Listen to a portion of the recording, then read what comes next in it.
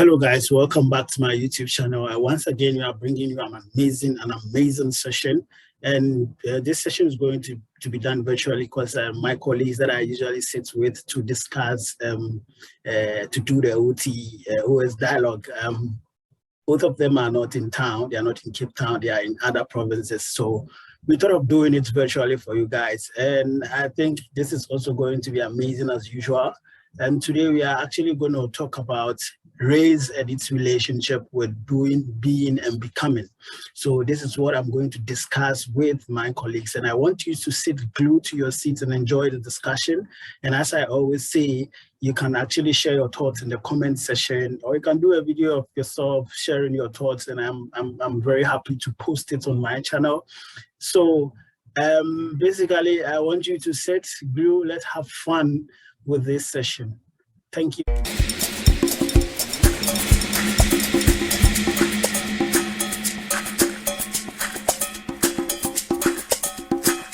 So I want us to look at race and its relationship to being, doing, and belonging and becoming.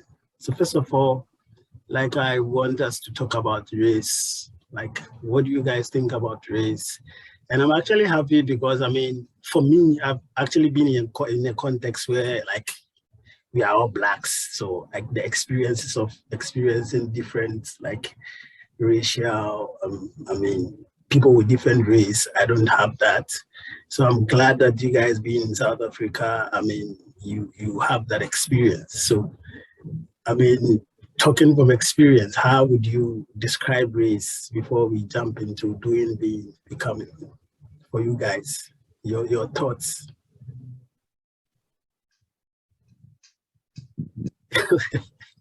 Wait, are you asking for a definition on race? What do we think? Definition mixed with your experience, you know, like, you know, we all understand race from, like, let's say from literature and all that, but you experience to it, like, I mean, being in this context, how would you?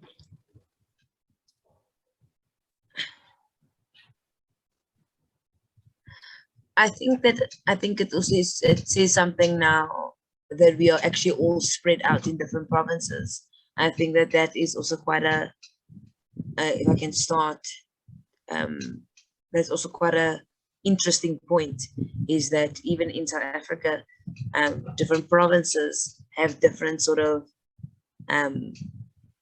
narratives when it comes to race. I would say, simply based on how people perceive you and how you perceive yourself in those different provinces are actually, I mean, are linked to provinces sometimes. I look at coming and living in Cape Town, growing up, so Western Cape, growing up that side, working in KZN and Mpumalanga, but then maybe socializing in Gauteng, have all been a difference in how I engage with my racial identity, simply because of how the contexts are just very different. I don't think that one province can speak for South Africa in its entirety, and so I would go as far as to say, just from the outset, that simply us all three of us being in different provinces, already gives us an idea of how different our approaches to understanding that question might be, simply because of where we are placed, like right now. Yeah. I think I agree with you.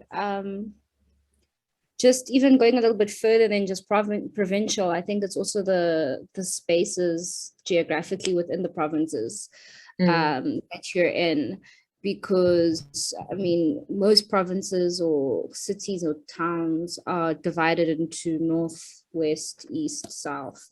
And that's basically, you'll know, kind of in Joburg, for example, Cape Town as well, you'll find specific racial groups in certain parts, or dominant racial groups, let me put it that way. just looking at my upbringing, grew up in a white suburb, went to school, white suburb, went to high school in a predominantly white school, I can count, I think, on my two hands how many Black or people of color were in my class in high school. And then got to varsity and the racial shift. Well, obviously I did varsity in another province. I went to varsity in the Western Cape. And there was a lot more diversity in terms of race and people that I interacted with there.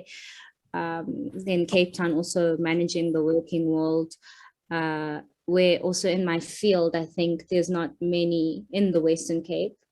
In the field that I was working in there wasn't many Black therapists.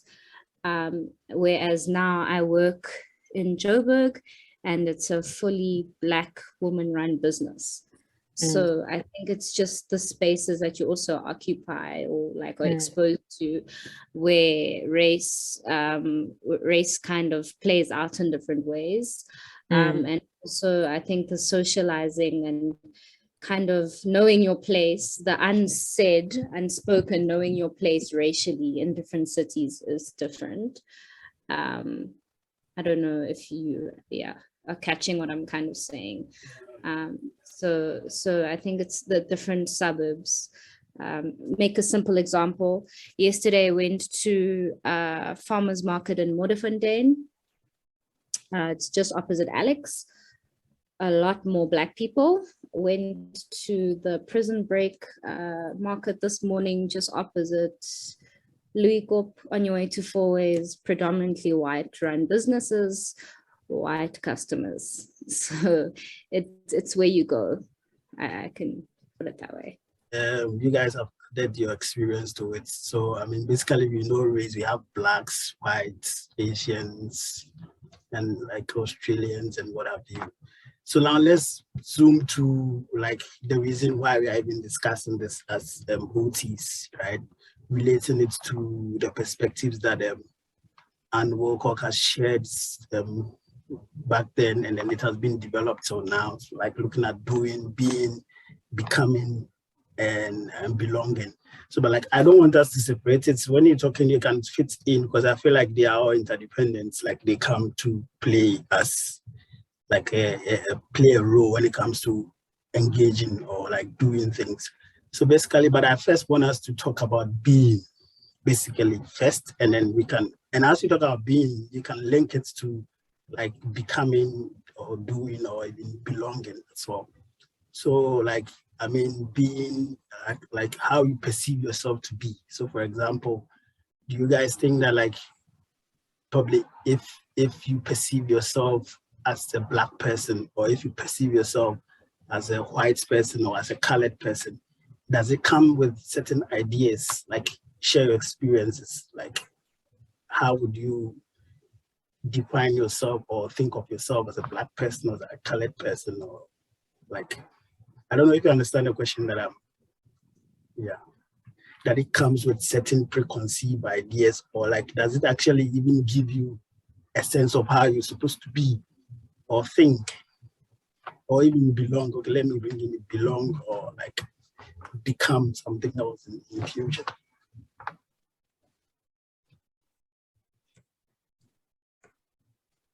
Tough question.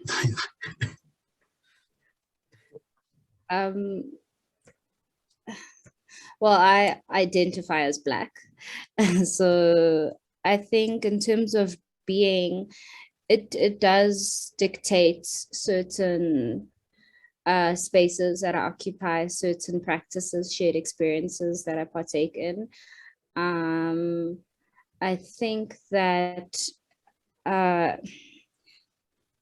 are we talking on an occupational therapist level or on a personal level? I just need to clarify. Am I just talking in general? Is there a difference? Is there a difference in that? Is there a difference? As a, you know, like I just want to kind of, just understand, am I talking from a personal experience or I'm talking from being a Black OT? Talk as an occupational being. Like, I mean, so that what we're actually doing is we are looking at how this impacts on what people like, how we engage in our society, basically. And we know that all these things that I've talked about, like doing, being, belonging, all comes together for you to even enact your agency in society. So you can use yourself as an example or talk generally. I mean, so it should come from all angles. Okay, I think there is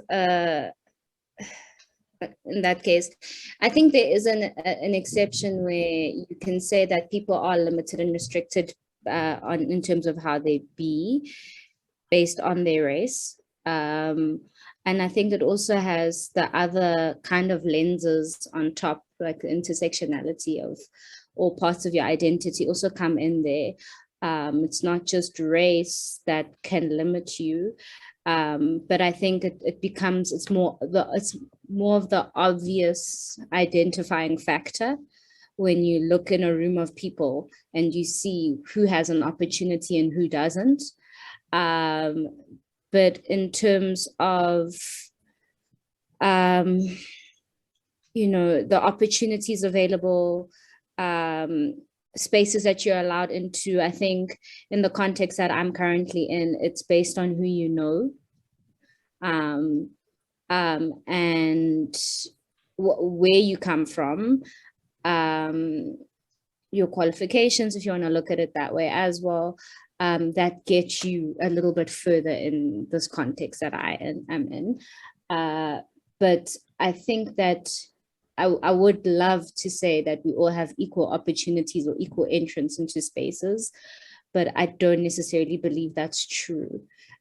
Simple example, by just looking around, walking into any business in Johannesburg and just looking around of who are the, if you want to go for the traditional blue, white collar workers, and who's at the top and who's not, and who's got the opportunities, and who had to work a certain amount to get there.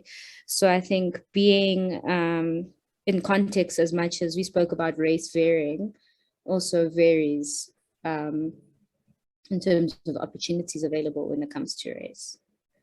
I hope that makes sense.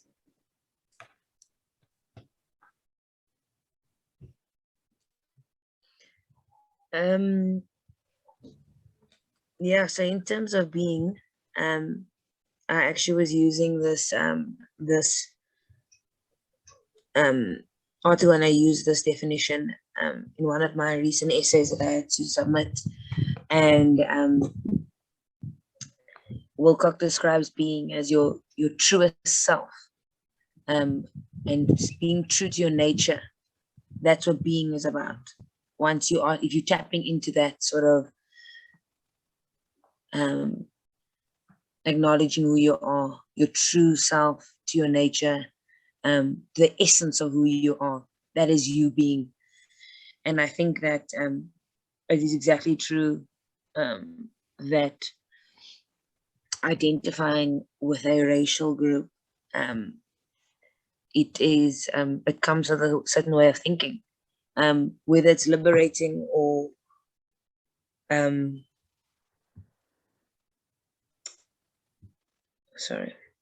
it's liberating or in fact limiting.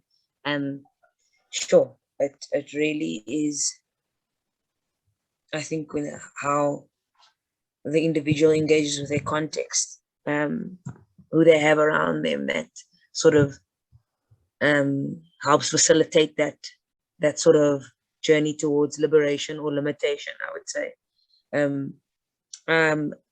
If I identify as a colored woman in South Africa, but in many, there's so much work that has been done on how those who are not white need to view themselves as Black for the purpose of sort of creating a solidarity between people of color, and also as a means of reinforcing that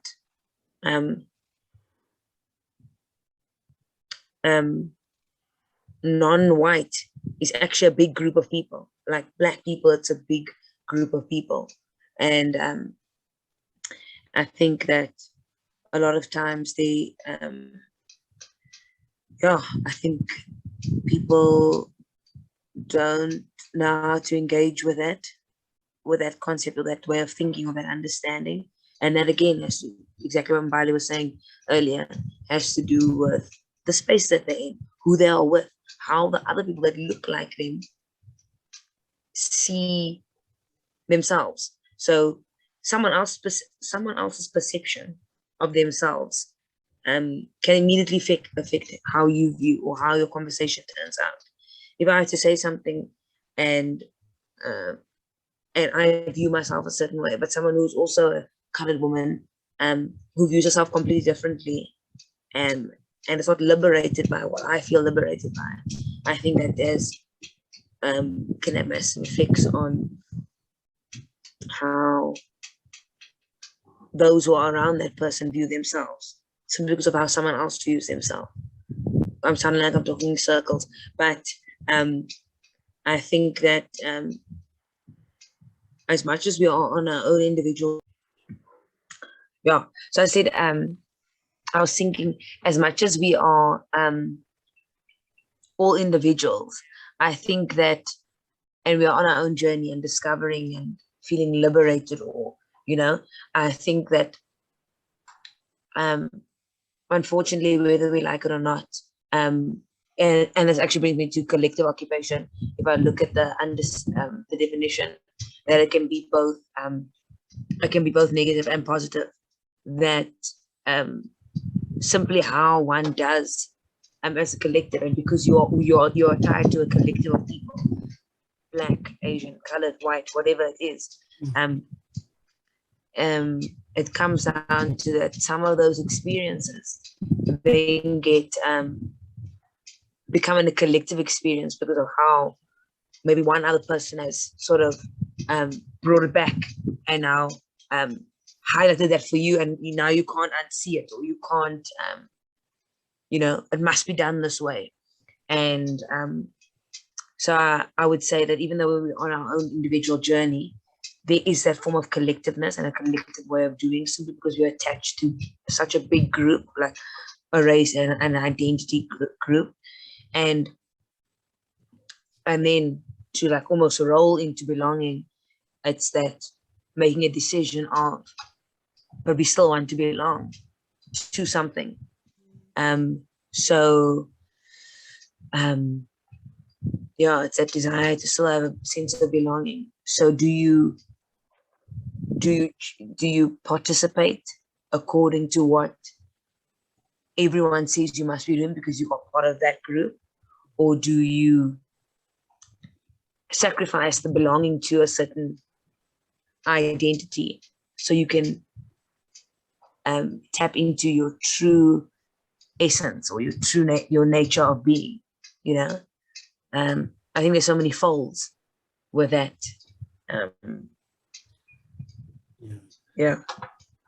That's the particular race that you are assigned. It's not like you're assigned to it. Has been, the categorization has been done. So you just put yourself there. If you look at like the appearance and whatever, do you think it bestows certain ideologies on you in terms of what you want to, like the way you are supposed to think and what you can be? I think for me, I don't necessarily think it influences the way I should act, but because of the generation that I've grown up in, I think when you're mixed with older generation of my race, in spaces that are deemed, or where we think knowledge production is from white people, for example, or their opinion or their perspective on something is probably more true than our own. And I think we had a discussion about this in one of our lectures last year, around we think like, oh, it's like certain theories and ideas came from white people, and that's how we should act. So I think those in those cases you are limited by certain people who you identify the same race group in terms of how to act and think. But then I was actually starting to think now, Dom is talking about this the most authentic version of self that Anne Wilcock was speaking about there, right? And then I question, I also guess then success is your own, you define your own, success is for you, right? For example, do you think that people are less successful because they are not following their true authentic self and trying to fit into Western practice and ideology when they come from different race groups, different shared thinking, collective practice in very individualistic societies? So I think that's a question I want to pose on top of the one that you've just given us, is that, do you think that's where people start to struggle with their identity, struggle with their own goals, with just their interpretation of success in anything? It doesn't have to be financial, it doesn't have to be on your qualifications or anything. Just, I think that I'm doing well as a person and I'm being so true to myself. Is that friction with self, where you kind of battle of who am I, what am I, who did I come, where do I come from, how should I act, how should I be, where am I going? Is it because you're not being that true authentic self, in trying to mold yourself into specific racial spaces or behaviors, I guess?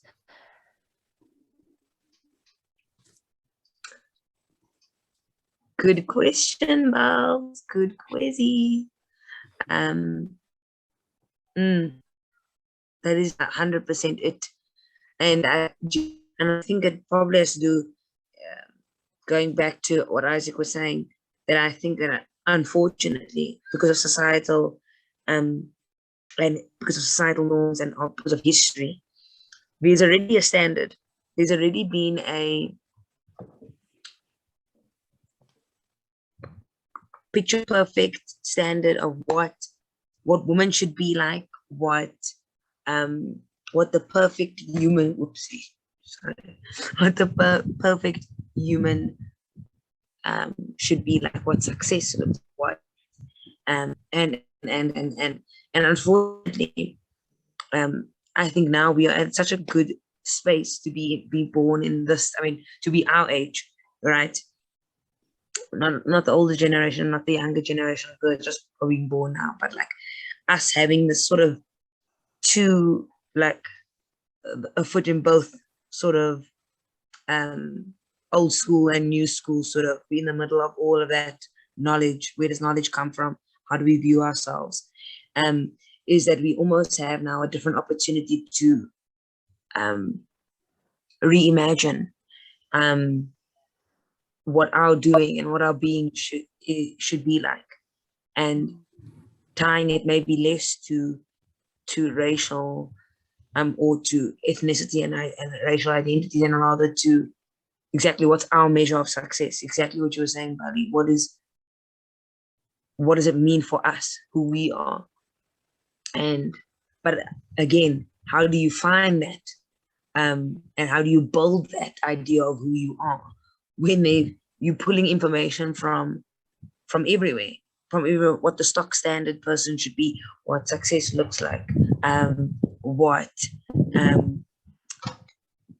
what this race normally does, where you should be at this age. Do you know what I mean? And it is a little bit like, are my ideas of myself or my ways of doing, are they really what I want to be doing?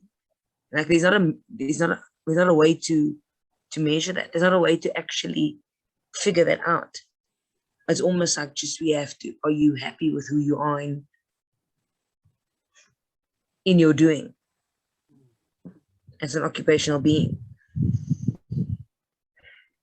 I don't know, because that's like 10 million fold. I agree. I think I went through that sort of existential crisis when I'm like, I feel like I'm just ticking milestones. At this age, I should be done with this.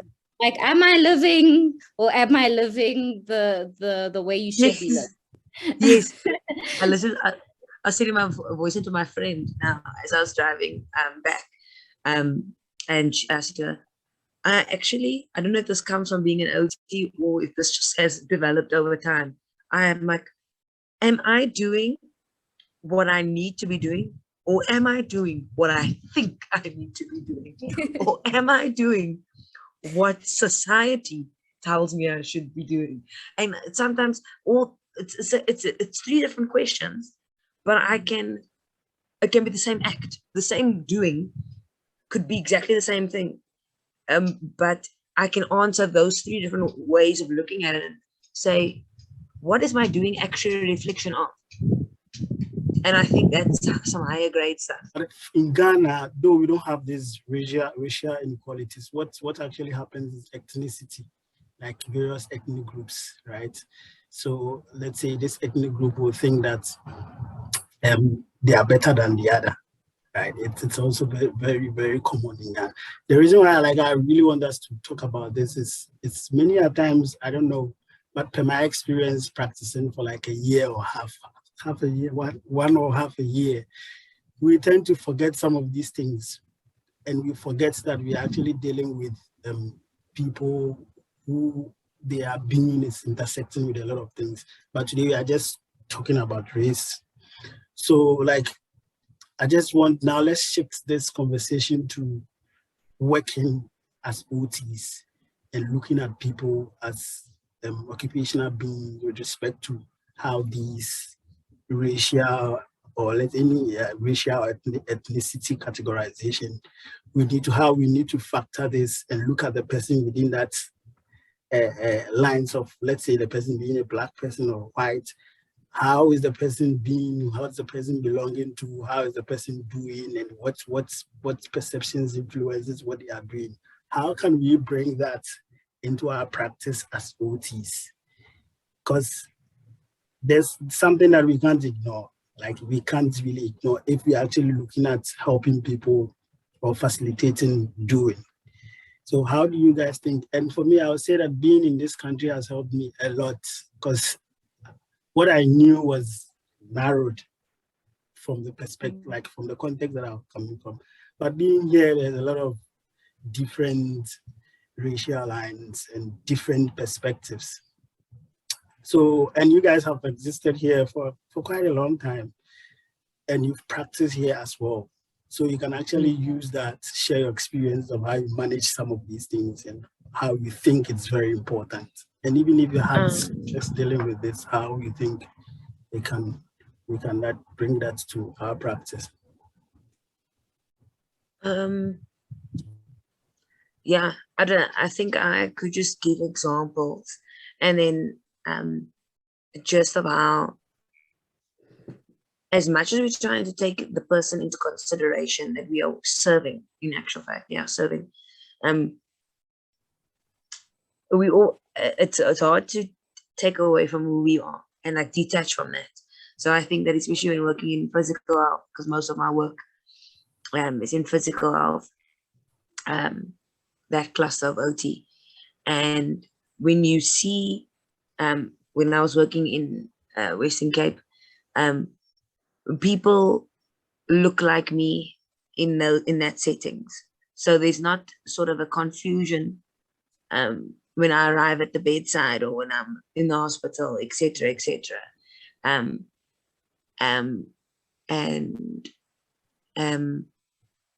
then obviously, the reason I bring up that is because when in KZN, because KwaZulu-Natal is so differently spread the in terms of what races or ethnicities end up in this province, and based on structure, based on site, and based on how everyone was spread out back in the day.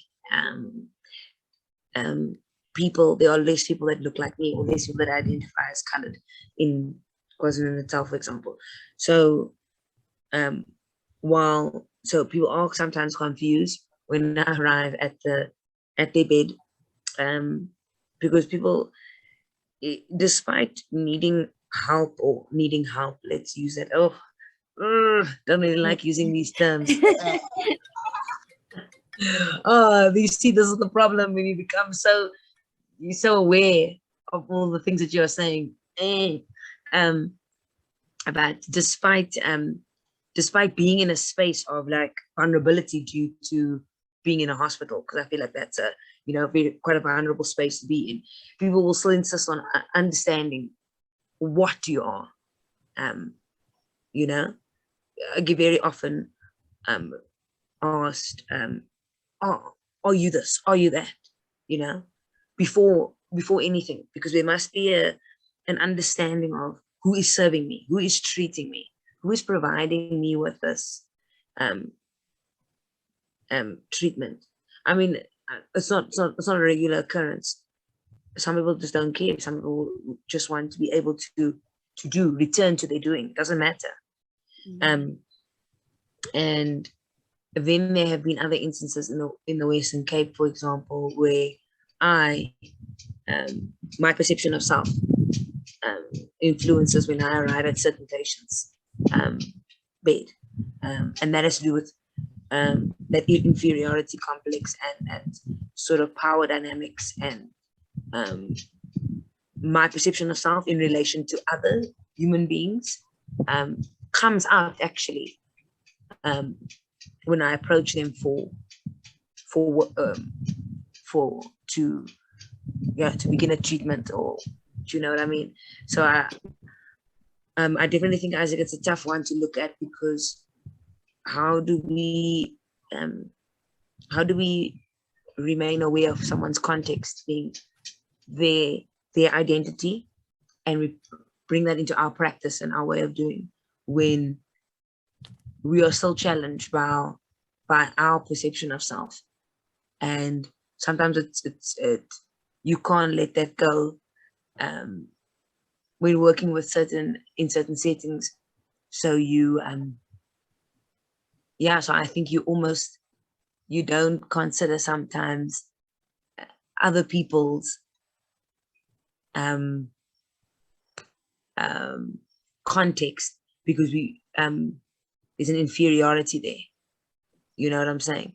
I mean, but that's my own perception, like of myself. Whereas in other circumstances where I feel like I'm more in a position of identifying with those who I'm working with, based on my perception of self,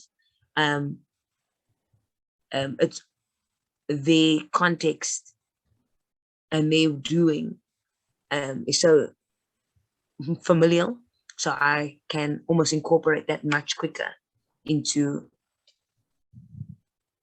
when I can consider their doing much more quicker than in other circumstances when I don't have much of an inferiority complex. So it sounds like I'm making about myself, but I think it's just that based on the line of work that we do, it's hard to eliminate ourselves because of it's such a human to human interaction. Yeah. I have a little bit of a different experience of how I interact with my client base in terms of their race, because predominantly most of the people who are claiming from the Road Accident Fund are Black.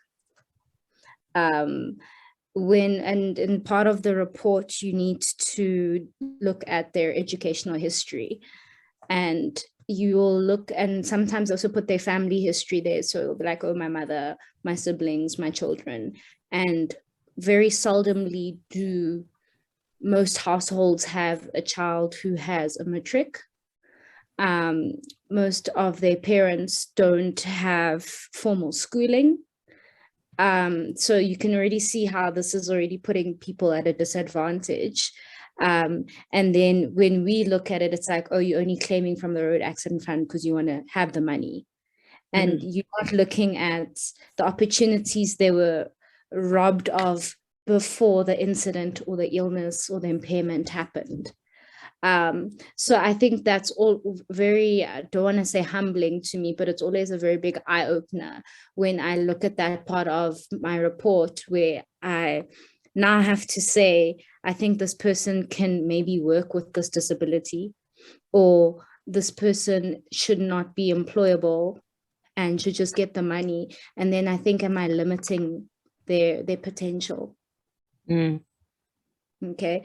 Am I limiting their potential by saying, okay, just pay them out the so many millions, then they can feed all these kids that are, I don't know where, they can look after their pensioner families, and then you think about the education they could have had, as well. So I think race has played out for me in that way. I don't necessarily have a problem of when they come in.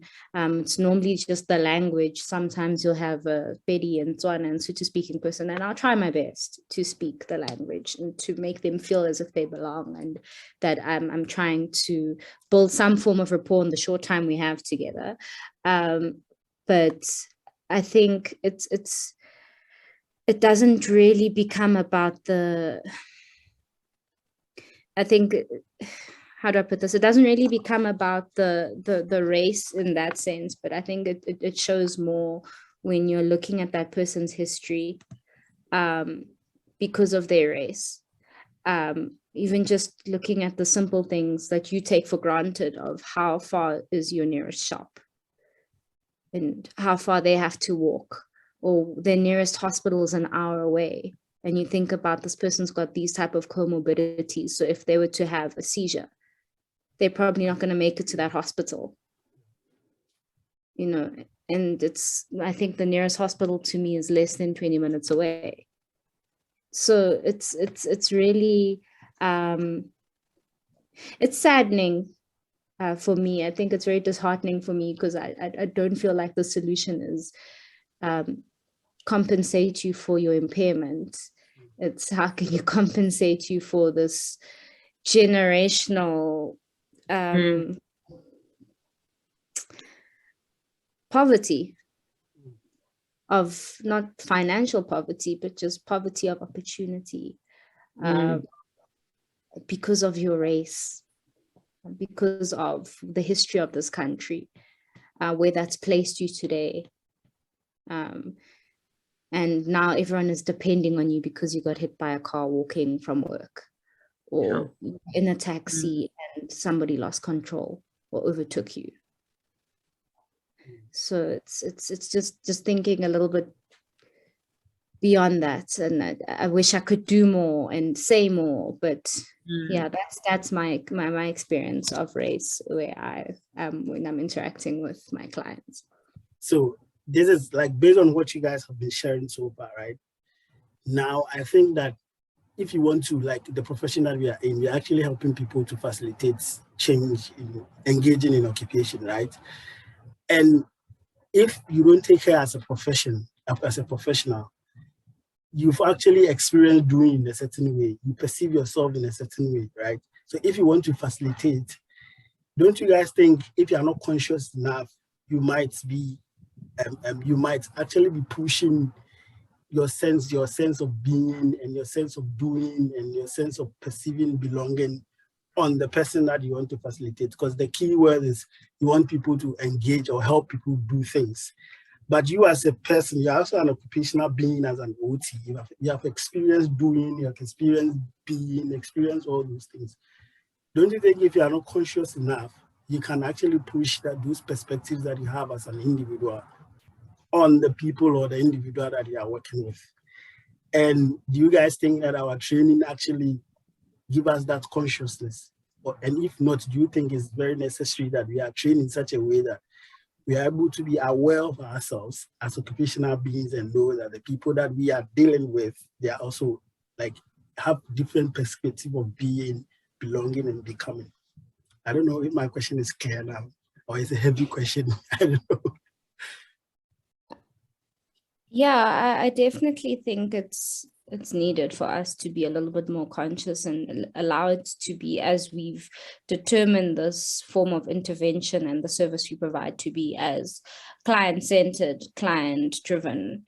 I think that is what we would like to think, but unfortunately, the way that the theory talks about it and the way that we play it out in certain domains, I think it also is, there's different goals in different domains. There's different levels of improving muscle strength. There's different ways of improving self-esteem. And I think it's what we've lost focus of as a profession is, just because we're addressing a specific performance component, we've lost sight of the fact that it needs to be occupationally relevant and give meaning and purpose to the person. So context again, if you're in a hospital, you're limited to certain resources when addressing a certain performance component. You can simulate as much as possible, but your best outcome, I would imagine, would be taking that client into their home environment and addressing it there. You can always probe in your interviews to ask how do they do it and kind of work backwards. But unfortunately, we work in a not even an environment, in a time where time is so precious, and it's, you know, it's about efficiency and no longer about quality. So as much as we can be conscious, and as much as we can allow the client to say, this is how I do it and this is how I want to do it. Because I'm thinking, I mean, one of the things I assess is elevated arm work. And I literally get patients to use a drawing pin board to make a circle with pins, so to assess elevated arm work. And I'm like, but they would never do that. So sometimes that takes long in my assessment, because I have to like now say, okay, use both hands to do it. And they're like, what is this? Firstly, let's dissect what this activity is. Whereas I could have put a shelf on the wall, said, put the groceries on the shelf with both hands, you know, but because of time efficiency, we are under pressure, because they probably need to still go see the neurosurgeon and do x-rays and go see the other specialists. We're losing out on the quality of using occupation to its fullest to heal. So I think there is already that level of consciousness. We don't tackle it enough in our undergrad, from my degree experience, because we're only exposed to things like occupational consciousness and stuff in our fourth year as theory constructs. And I don't think by the time you fully understand all of those occupational science constructs, it's to the end of your degree, or you spend most of your time in the park. And then you're like, oh, I have to think about which occupational science construct am I applying? So I don't think there's enough time to generate that thinking. It would be beneficial to put it earlier on, but then you have to also understand that everything is a foundation to everything else in our degree. So it then leaves the solution to be master students teach those in your field, teach on site, you know, when now that your thinking has been challenged, hopefully, and you're now able to apply it a little bit better, then the way of doing and being, and not necessarily trying to lead and want things for other people, it would change, hopefully, because I still have to ask the leisure question, and it's the most awkward question for me in my assessment. It's like, and I translated to Inlentek Jabulisaya, what makes you happy when you're not working? And people will say watching TV, and that's not leisure activity in the Western definition. That's just something you do. It's not a hobby. So we're looking for a hobby. So, and I write down watching TV because that's what they want to do. So yeah, again, opportunities come in there. I think the intersectionality also comes in there again. So yeah, I definitely think just coming back to the core of OT, which is occupation, would be beneficial.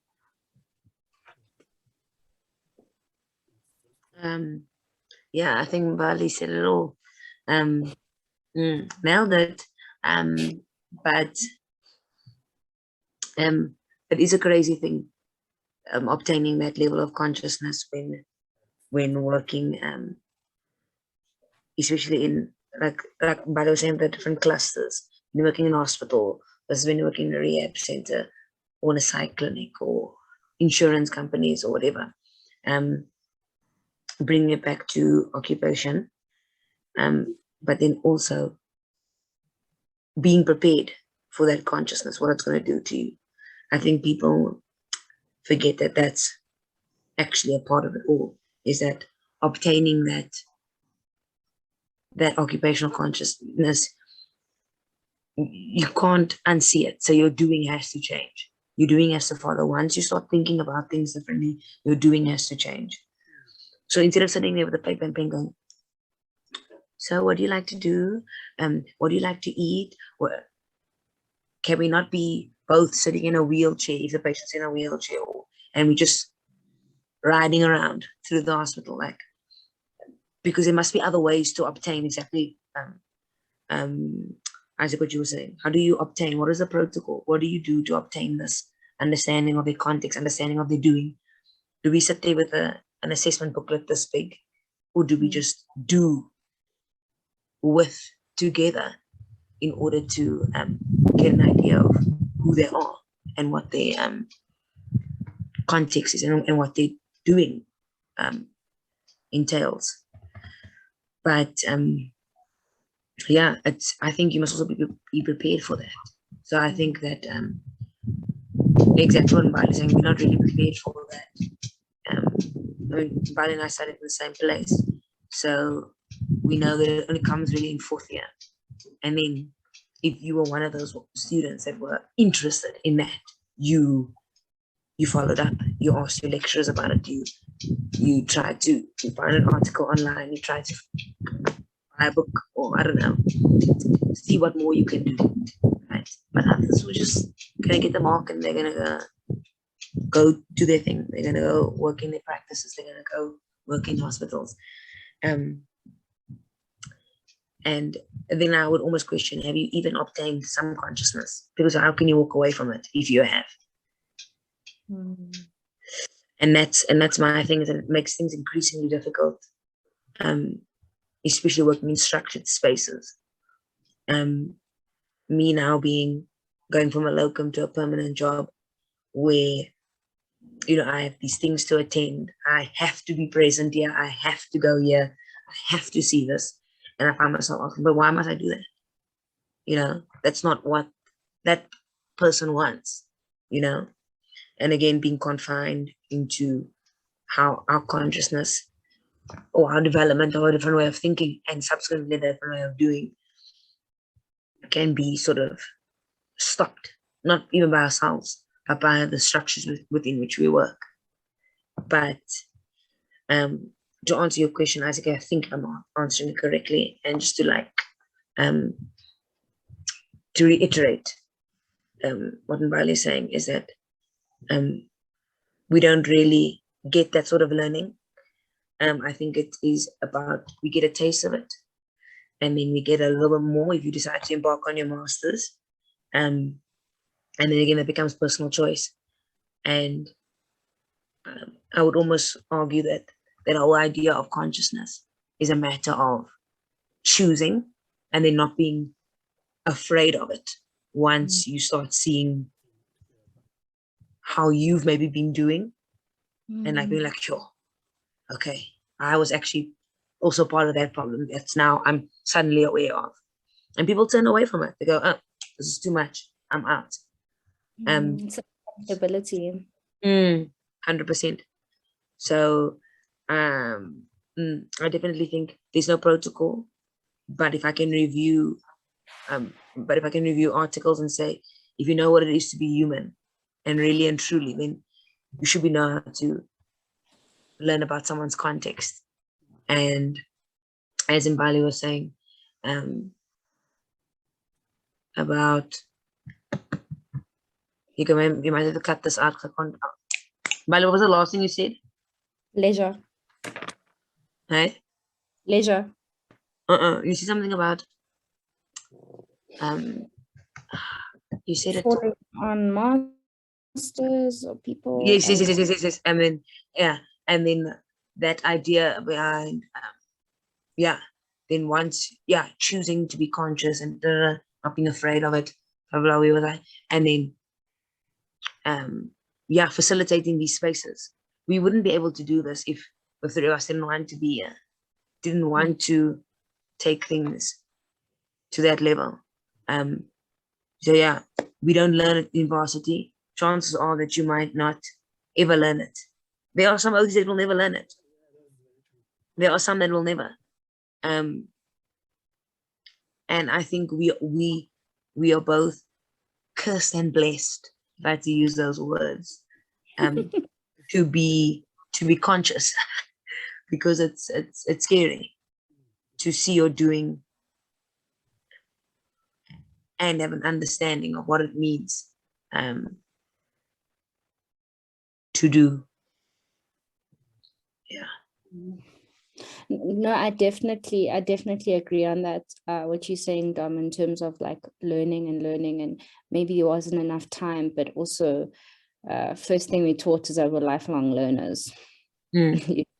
So I think we need to also embrace that and accept that you can't be taught everything. We just need to also be shaped by the experience of being an OT, doing an OT, and becoming an OT in different spaces, context, relative to whatever race, identity that you, or little lens that you want to look into.